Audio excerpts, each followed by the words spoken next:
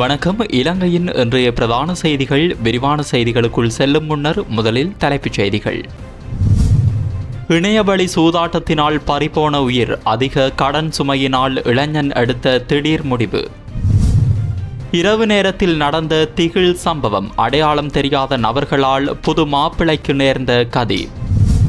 அட்டைப்பண்ணை காவலுக்கு சென்ற இளைஞன் தூக்கில் தொங்கிய நிலையில் சடலமாக மீட்பு, கிராஞ்சி பகுதியில் சம்பவம். சட்ட ஆலோசகரின் அறிவுரையை ஏற்று உண்ணாவிரத போராட்டத்தை கைவிட்டார் சுரேஷ் செலே. தனக்கு பிறப்பிக்கப்பட்ட 16 ஆண்டு சிறை தீர்ப்புக்கு எதிராக சரண குணவர்தன மேன்முறையீட்டு மனு தாக்கல். தற்போதைய அரசின் ஒரே திட்டம் நாளொன்றுக்கு 2 வரை கைது செய்வதே, விமல் வீரவன்ச சாடல். பரீட்சைக்கு தோற்றவுள்ள பாடசாலை மாணவர்கள் தேசிய அடையாள அட்டை தொடர்பில் ஆட்பதிவு திணைக்களம் வெளியிட்ட தகவல். யாழில் இன்று முதல் ஆரம்பமான டிஜிட்டல் தொழில்நுட்பத்துடனான சிசுசெரிய பாடசாலை பேருந்து சேவை. நாளுக்கு நாள் ஏற்ற இறக்கத்துடன் பதிவாகும் தங்க விலைகள், இன்று குறைந்த விலையில் பதிவு, வெளியான தங்க விலை நிலவரங்கள். இதுபோன்ற செய்திகளை தொடர்ந்தும் பெற்றுக்கொள்ள இப்போதே எமது உரிமைக்குரல் நியூஸ் சேனலை சப்ஸ்கிரைப் செய்து தொடர்ந்தும் இணைந்திருங்கள். இனி தொடர்பான விரிவான செய்திகள்.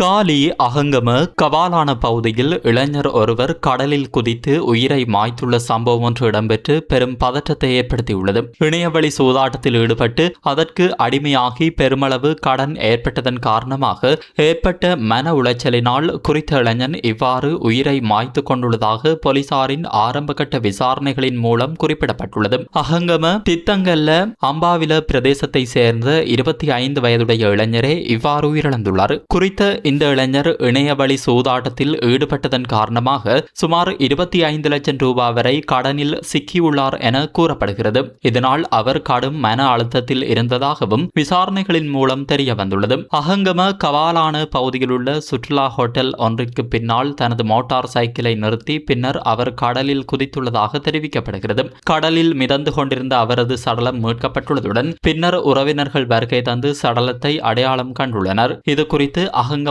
போலீசார் மேலதிக விசாரணைகளை மேற்கொண்டு வருகின்றமை குறிப்பிடத்தக்கது. குருநாகல் மாவட்டம் பன்னலை பிரதேசத்தில் நேற்றைய தினம் இரவு இளைஞர் ஒருவர் கூரிய ஆயுதங்களால் வெட்டி படுகொலை செய்யப்பட்டுள்ள சம்பவம் ஒன்று இடம்பெற்றுள்ளது. இரிதிகமை பிரதேசத்தை சேர்ந்த 30 வயதுடைய இளைஞர் ஒருவரே இந்த கொடூர சம்பவத்தில் உயிரிழந்துள்ளார். குறித்த இந்த சம்பவம் தொடர்பில் மேலும் தெரிய வருகையில், உயிரிழந்த இளைஞர் பன்னலை பிரதேசத்தை சேர்ந்த யுவதியை காதலித்து கடந்த 2 மாதங்களுக்கு முன்னர் திருமணம் செய்துள்ளதாக கூறப்படுகிறது. திருமணத்தின் பின்னர் அவர் பன்னலையில் உள்ள மனைவியின் வீட்டிலேயே வசித்து வந்துள்ளார். இவ்வாறான நிலையில் நேற்றிரவு ஓட்டோவில் வந்த அடையாளம் தெரியாத மூவர் மேற்படி இளைஞர் மீது கொடூரமான முறையில் வாழ்வெட்டு தாக்குதலை மேற்கொண்டுவிட்டு தப்பியோடியுள்ளனர். பயங்கர காயங்களுக்குள்ளான இளைஞர் சம்பவ இடத்திலேயே உயிரிழந்துள்ளதாக தெரிவிக்கப்படுகிறது. தனிப்பட்ட தகராறு அல்லது காதல் விவகாரம் காரணமாக இந்த கொலை சம்பவம் இடம்பெற்றதா என்ற கோணத்தில் போலீசார் தீவிர விசாரணைகளை மேற்கொண்டு வருகின்றமை குறிப்பிடத்தக்கது. கிளிநொச்சி மாவட்டம் பூநகரி கிராஞ்சி பகுதியில் இளைஞர் ஒருவர் தூக்கில் தொங்கிய நிலையில் சடலமாக மீட்கப்பட்டுள்ளார். குறித்த இந்த சம்பவத்தில் 18 வயதுடைய கேனி நிலவன் எனும் இளைஞனே இவ்வாறு உயிரிழந்துள்ளதாக தெரிவிக்கப்படுகிறது. சம்பவம் குறித்து மேலும் தெரிய வருகையில், நேற்றைய தினமிரவு குறித்த இளைஞன் கிராஞ்சி பகுதியில் உள்ள கடற்கரைக்கு அட்டை பண்ணை காவலுக்காக சென்றுள்ளார். அப்போது சிறிது நேரம் கழித்து குறித்த இளைஞனின் உறவினர் ஒருவரும் குறித்த இளைஞனின் காவல் பண்ணைக்கு சென்றுள்ள போதே இவ்வாறு அந்த இளைஞன் தூக்கில் தொங்கிய நிலையில் சடலமாக கிடப்பதை அவதானித்துள்ளனர். பின்னர் இந்த சம்பவம் தொடர்பாக ஜெயபுரம் போலீசாருக்கு உடனடியாக தகவல் தெரிவிக்கப்பட்டுள்ளது. தற்போது குறித்த சடலம் மீட்கப்பட்டு மேலதிக பரிசோதனைகள் நிறைவடைந்த நிலையில் உறவினர்களிடம் ஒப்படைக்கப்பட்டுள்ளதாக தெரிவிக்கப்படுகிறது. இந்த சம்பவம் தொடர்பில் மேலதிக விசாரணைகளை ஜெயபுரம் போலீசார் முன்னெடுத்து வருகின்றமை குறிப்பிடத்தக்கது.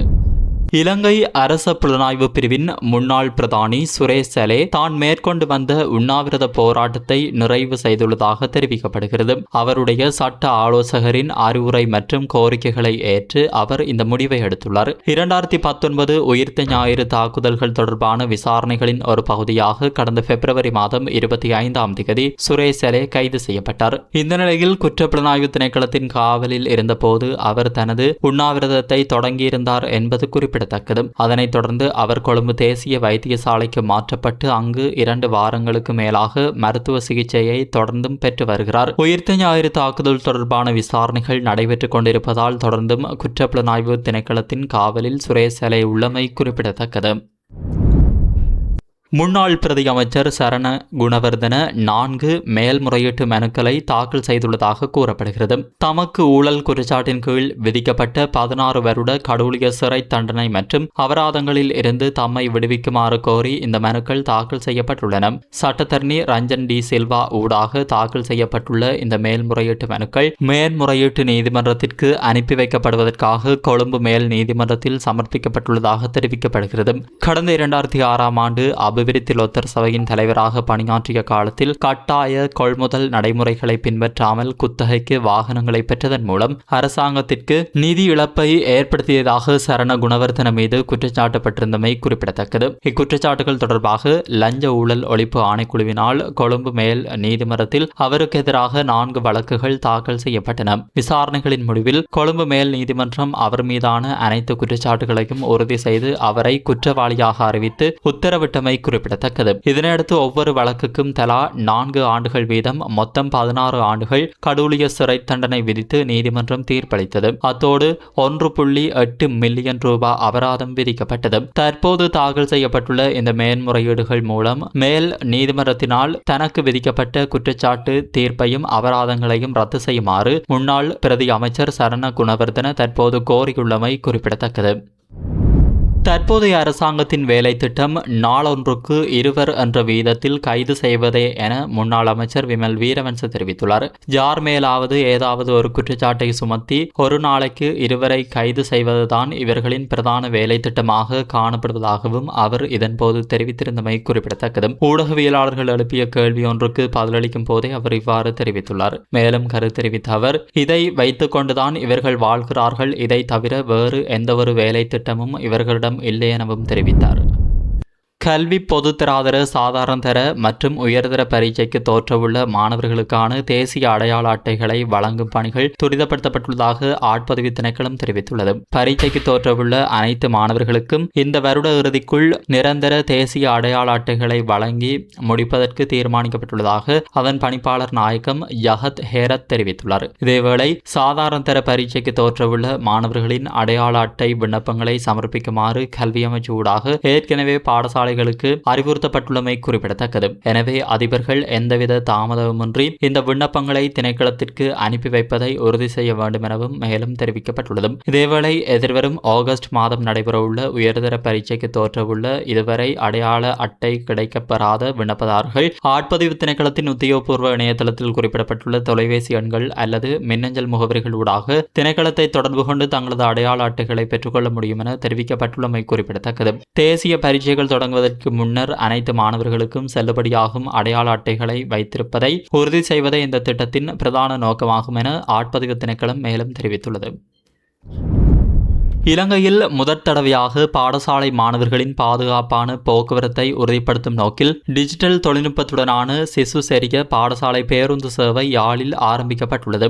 யாழ்ப்பாணம் கொடிகாமம் மத்திய பேருந்து நிலையத்தில் இன்று காலை உத்தியோகபூர்வமாக இந்த சேவை ஆரம்பித்து வைக்கப்பட்டமை குறிப்பிடத்தக்கது. மாணவர்கள் மற்றும் ஆசிரியர்களின் போக்குவரத்து வசதிக்கான பிரத்யேக சேவையான சிசு செரிய பேருந்து சேவை நாடு முழுவதும் நடைமுறைப்படுத்தப்பட்டு வருகிறது. இந்த திட்டத்தின் கீழ் மாணவர்களிடமிருந்து அரைவாசி பயண கட்டணம் மாத்திரமே அறவிடப்படுவதுடன் எஞ்சிய தொகை அரசாங்கத்தினால் மானியமாக வழங்கப்படுகிறது. இதேவேளை தனியார் பேருந்து உரிமையாளர் சங்கத்தின் முழுமையான ஒத்துழைப்புடன் உசனில் இருந்து 2 தனியார் பேருந்துகள் இச்சேவையில் இணைக்கப்பட்டுள்ளன. உசனில் இருந்து யாழ்ப்பாணம் நோக்கி செல்லும் பேருந்து சேவையும் உசனில் இருந்து பருத்துறை நோக்கி செல்லும் பேருந்து சேவையுமே இவ்வாறு ஆரம்பித்து வைக்கப்பட்டுள்ளமை குறிப்பிடத்தக்கது.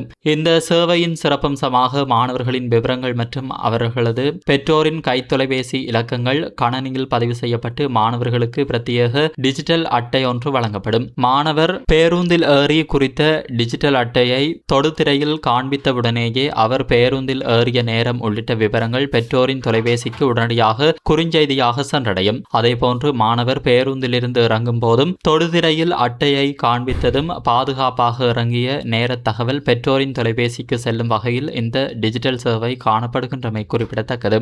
இதன் மூலம் பாடசாலைக்கு செல்லும் மாணவர்களின் பாதுகாப்பு முற்றுமுழுதாக உறுதிப்படுத்தப்படுகிறது. மிகவும் முன்மாதிரியான இந்த டிஜிட்டல் செயல் திட்டத்தை தனியார் பேருந்தின் உரிமையாளர்களே தனது சொந்த செலவில் நடைமுறைப்படுத்தியுள்ளமை குறிப்பிடத்தக்கது. வடக்கு மாகாணத்தின் வவுனியா மாவட்டத்தில் இம்மாதம் 2 சிசு சரிய சேவைகள் ஆரம்பிக்கப்பட்டுள்ள நிலையில் யாழ்ப்பாணத்திலும் இன்றைய தினம் 2 சேவைகள் ஆரம்பித்து வைக்கப்பட்டுள்ளன. எதிர்காலத்தில் மாகாணத்தின் ஏனைய இடங்களுக்கும் இந்த பேருந்து சேவைகள் விரிவுபடுத்தப்பட உள்ளதாக தெரிவிக்கப்படுகின்றமை குறிப்பிடத்தக்கது.